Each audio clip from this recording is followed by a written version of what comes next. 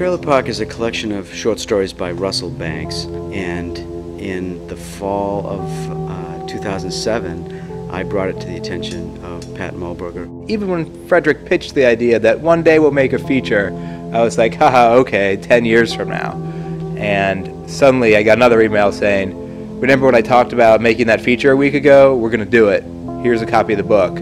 Read it and get ready to start adapting in 2 weeks. Well, I was actually introduced to the project by Patrick Mulberger last winter, and at that point I was working with Pat on a 5-minute short.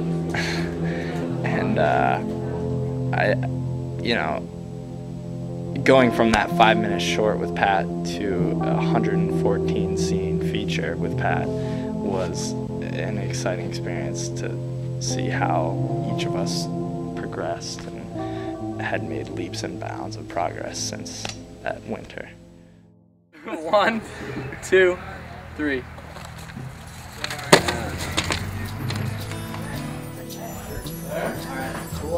Working with Johnny was great, actually. We didn't know each other beforehand, and so we got on this project and we kind of met, and through the writing we really got to know each other. And then when it came to directing, we were initially pretty scared because we have two very distinctly different styles in the way we direct, in the way we write, and in the films we like.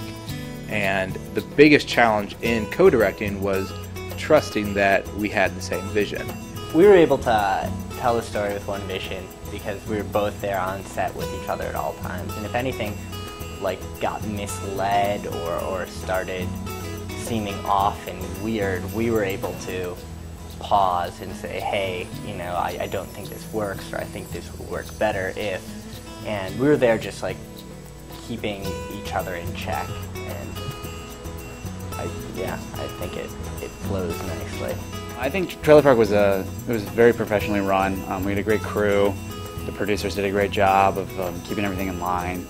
We had child actors, we had SAG actors, so we had to follow a lot of strict regulations. It's more professional than the professional sets I've been on, actually, out in Los Angeles. So that was a really great aspect of it. Art direction is something that a lot of people take for granted, but as a DP, it's my saving grace. Being that there are so many different characters and so many different locations that we actually had to decorate, there was a lot of pre-planning that had to start way back in the fall. Actually, even into the summer, I started thinking about, once I got the script, where I wanted characters to go, and it went into many different facets of the movie just because every location was special to that particular character. So we really wanted to bring that out in the art direction. We got really lucky that Andrew Heberlin, who's one of my supervising producers, knew a guy who was an alum of Ohio University. His name's Jay Elsey. He had, a bunch of trailers that he was willing to give to us for a decent price, and we found the property out at Lake Snowden in Albany, Ohio, and the people there were just great to work with, and they gave us kind of free reign over where to put them. And from there, it's kind of all history.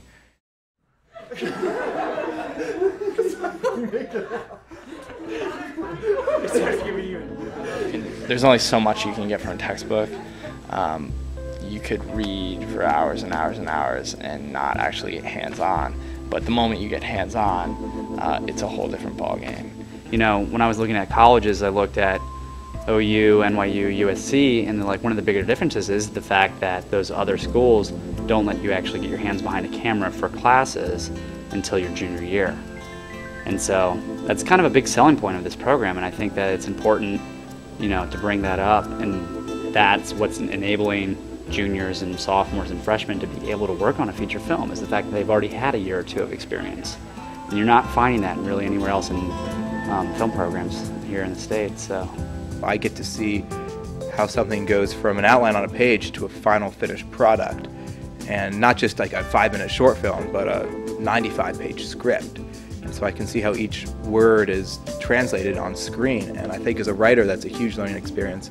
As a director, I learned a ton. I learned about the technical side of things, I learned about the creative side of things, but most of all I think I learned about things you can't really read about in textbooks, like working with other people, like collaboration, compromise, being able to look at a problem and solve it in a creative fashion. I mean, we had a lot of great opportunities with this one. You know, we got to, a student producer got a trailer that we all got to burn and then shoot, and then, you know, a group of 30 of us drove 9 hours to Michigan and shot on a frozen lake, and there's no way that reading from a book could really prepare you for what you're gonna go through.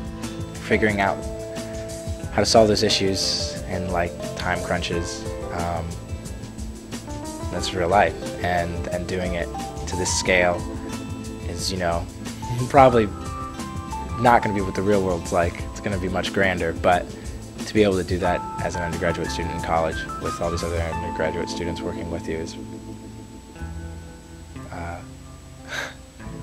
it's pretty incredible.